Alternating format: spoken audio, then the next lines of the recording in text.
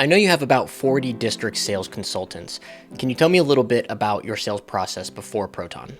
What used to happen, we would have a new door drive, right? And I've got 42 sales consultants, and each one of those 40 consultants gets 30 sets of a brand new product that they're going to go out and they're going to have to pitch to customers.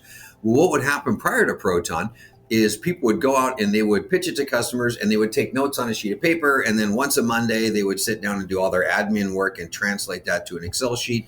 They got mailed to a regional manager who then took that data and put it into another Excel sheet and then ended up on an internal communication board. So anytime we needed to know, did this customer buy, we had to go look at the board and hope somebody posted it and posted it accurately. And then we had to go to the ERP system and say, did they actually buy it? Right. So there was this giant disconnect between what was happening here and what was happening here. And we weren't realizing the full potential of that sales channel for the pipeline. That's a lot. I bet it's tough because when you have reps turnover, you have to bring new ones in and then you have to train them back up. Turnover is a killer.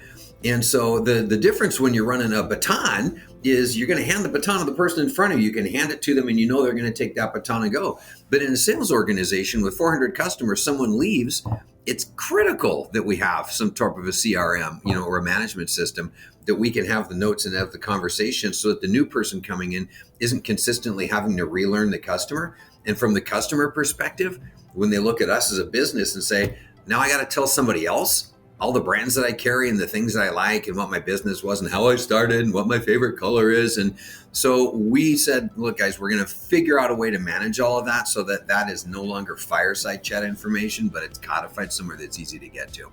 What does the ramp up time look like with new sales hires with Proton? It's probably 60 to 90 days, so maybe a third as long as it was. The beautiful part about it is that with Proton, I don't have to worry because my new guys coming in the door don't get trained in the way that the legacy staff did, right? So people are more accepting of technology. We've had to change a bit of our hiring and recruiting practices, right? So in the door now, we're like, how familiar are you with technology, right? You don't have to be my IT guy, but you do need at least to know how to change passwords on your iPhone, right? You've got to have some functional proficiency in technology aside from social. Having so much information, did Proton help you act on the data that you were collecting? People confuse data with information. I'm giving them reports. They're getting a bunch of things. They've got all these spreadsheets. Well, why aren't they taking action on it? I'm like, because it's a bunch of data. It doesn't tell you anything. It just says, here's numbers, have at it. But there's no comparison. There's no if-thens. There's no you might considers. It's just data. And as sublime as numbers are, they don't do anything, right? You have to have information that comes from it. And that was the single biggest attractor for us with Proton. I also wanted to ask, compared to implementing something like a new ERP, how hard was it to get up and running with Proton CRM?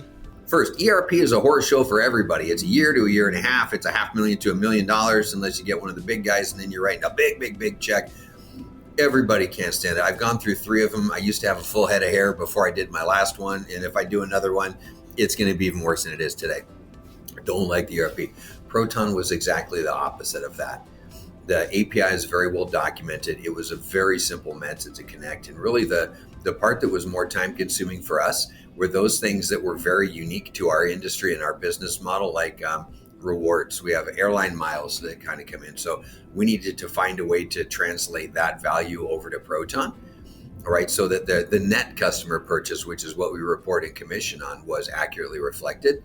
The thing that I will appreciate about Proton is that you've got a great dev team.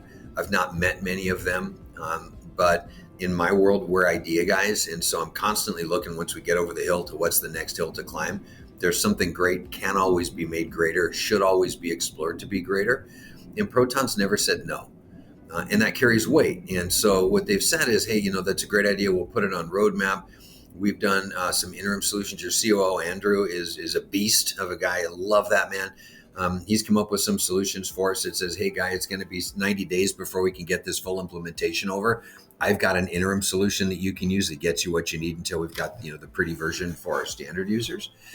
And that carries a lot of weight with us because, as I mentioned, our original CRM and platform was very homespun, inflexible, not expandable, not scalable, and therefore not sustainable. I don't see any of those challenges with Proton. Proton uses AI to recommend to reps what products they should be selling. Could you share any experiences that your team has had with these recommendations? People believe they know their customers so well that they're not necessarily thinking about, I should share with them everything and allow the customer the opportunity to have the decision, right? So where you have that opportunity with Proton, that says even inside of brands, my customer would never buy a thermal straightening product for me. And they said, my customer would never do that. I know better than the system. We said, okay, look, guys, why don't you for 1 week trust every recommendation that the system gives you and just talk with them about it.